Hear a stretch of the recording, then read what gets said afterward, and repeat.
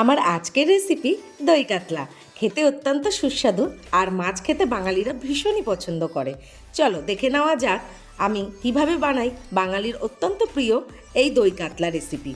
Hello friends, welcome back to my channel. আমার আরও একটি রান্নার নতুন ভিডিওতে তোমাদেরকে অনেক অনেক ওয়েলকাম।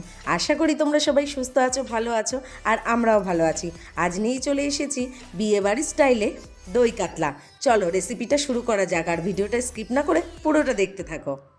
আশা করি এই রেসিপিটা তোমাদের অবশ্যই ভালো লাগবে। আর এই দেখো মাছ নিয়ে চলে এসেছি। তো আমি মাছ নিয়েছি 4 পিস। তো কাতলা মাছের পেটি দিয়ে আজকে দই কাতলা বানাবো। তোমরা চাইলে গাদার পিস দিয়েও বানাতে পারো। এবার আমি মাছের গায়ে ভালো করে হলুদ নুন দিয়ে 5 থেকে 10 মিনিট মাখিয়ে রেখে দেবো।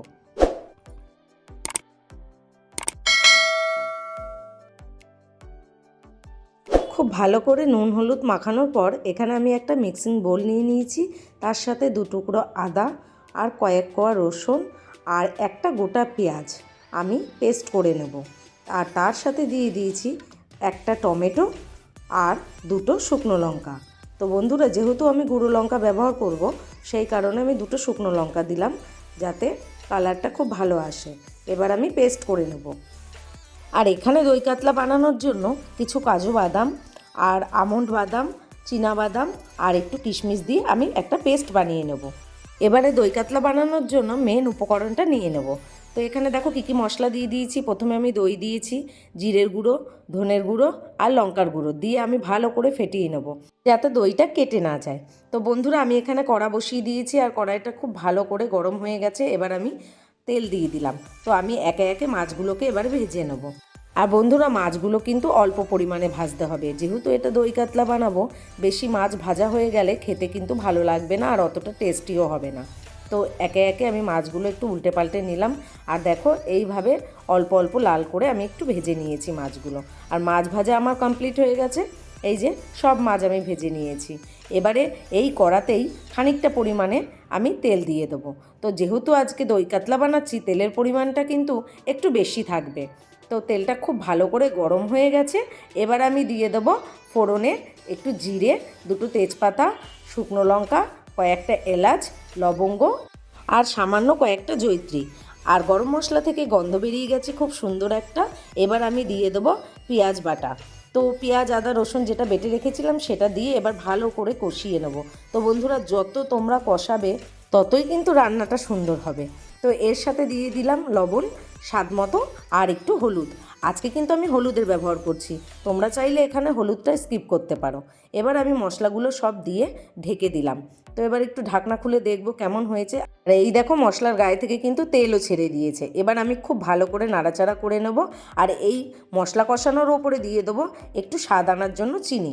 তো চিনিটা আমি তেলের ওপরে দিইনি, আমি মশলা কষানোর সময় চিনিটা দিয়ে দিলাম। তোমরা চাইলে মশলা কষানোর আগেই চিনিটা দিতে পারো। আর এবারে দিয়ে দিলাম ফেটিয়ে রাখা টক দই। তো বন্ধুরা, তোমরা কিন্তু একটা জিনিসের খেয়াল রাখবে, সবসময় গ্যাসের ফ্লেমটা কিন্তু লো হবে, মিডিয়াম টু লোতে রাখার চেষ্টা করবে, তাহলে মশলাগুলো পুড়ে যাবে না, খুব ভালোভাবে কষানোটা হবে। আর তারপরে আমি দিয়ে দিলাম কাজু কিশমিশ, যেটা পেস্ট করে রেখে দিয়েছিলাম সেই পেস্টটা। ভালো করে নাড়াচাড়া করার পরে আমি এবার ঢাকনা দিয়ে ঢেকে দেবো 5 মিনিটের জন্য, একদম লো ফ্লেমে। তো দেখো 5 মিনিট পরে ফিরে আসলাম। আর এই যে মশলার উপরে পুরো তেলগুলো ভেসে উঠেছে, আমার কিন্তু সব মশলা কষানো কমপ্লিট হয়ে গেছে। তো আর একবার ভালো করে নাড়াচাড়া করে নেব। আর বন্ধুরা, কালার দেখেই বুঝতে পারছো কতটা লোভনীয় হয়েছে আজকে দই কাতলাটা। এরপর আমি একটু মশলা ধোয়া জলটা দিয়ে দিলাম। তো জলটা ভালো করে ঢাকনা দিয়ে ঢাকবো, ঢেকে একটু ফুটিয়ে নেব। তারপরে আমি মাছটা দিয়ে দেবো। এ দেখো জল আমার ফুটে উঠেছে, আর ঝোলে এবারে মাছটা দিয়ে দেবো। তো মাছ আমি দিয়ে দিলাম। মাছটা দিয়ে ভালো করে নাড়াচাড়া করে আমি আবার ঢেকে দেবো 5 মিনিটের জন্য। তো যত তোমরা লো আছে ঢেকে ঢেকে রান্নাটা করবে, ততটাই টেস্টি হবে। আর এই দেখো মাছের গায়ে কীভাবে তেলগুলো ভেসে উঠেছে। এবার সবশেষে আমি দিয়ে দিলাম একটু কস্তুরি মেথি, যদি বাড়িতে থাকে অবশ্যই দেবে, ফ্লেভারটা কিন্তু খুব ভালো আসে। তারপরে দিয়ে দিলাম ধনেপাতা আর ওপর থেকে অল্প পরিমাণে একটু ঘি। এবার আমার মাছ কিন্তু কমপ্লিট হয়ে গেছে। এবার আমি স্ট্যান্ডিং টাইমের জন্য 5 মিনিট ঢেকে রেখে দেবো। তো দই কাতলা বিয়েবাড়ির মতো স্টাইলে বানিয়ে ফেললাম। তো কতটা লোভনীয় হয়েছে বলো তো বন্ধুরা। তো বন্ধুরা, বাঙালির অত্যন্ত প্রিয় একটি রেসিপি দই কাতলা। তো আমি সবসময়ই চাই তোমাদেরকে ঘরোয়া উপকরণে যতটা সম্ভব সহজ পদ্ধতিতে শেয়ার করার জন্য, কারণ হাতের কাছে সবসময় সব কিছু থাকে না। আর খুব সিম্পলভাবেই আমি রেসিপিগুলো তোমাদের কাছে শেয়ার করার চেষ্টা করি। আর বন্ধুরা, দই কাতলা রাইস পোলাওর সাথেও পরিবেশন করতে পারো তোমরা। আর একদম বিয়েবাড়ির স্টাইলে বানিয়ে ফেললাম দই কাতলা। আমার ভিডিওটি কেমন লাগলো অবশ্যই আমাকে কমেন্ট করে জানিও। চ্যানেলটি লাইক শেয়ার করে দিও, পাশে থাকা বেল আইকনটি প্রেস করে দিও, সবার আগে ভিডিওর নোটিফিকেশান তোমরা পেয়ে যাবে। আর যে সকল বন্ধুরা অলরেডি চ্যানেলকে সাবস্ক্রাইব করে দিয়েছো তাদেরকে অসংখ্য ধন্যবাদ। আরও নিত্য নতুন রেসিপি নিয়ে চলে আসবো তোমাদের কাছে। দেখা হচ্ছে নতুন একটি রেসিপির সাথে।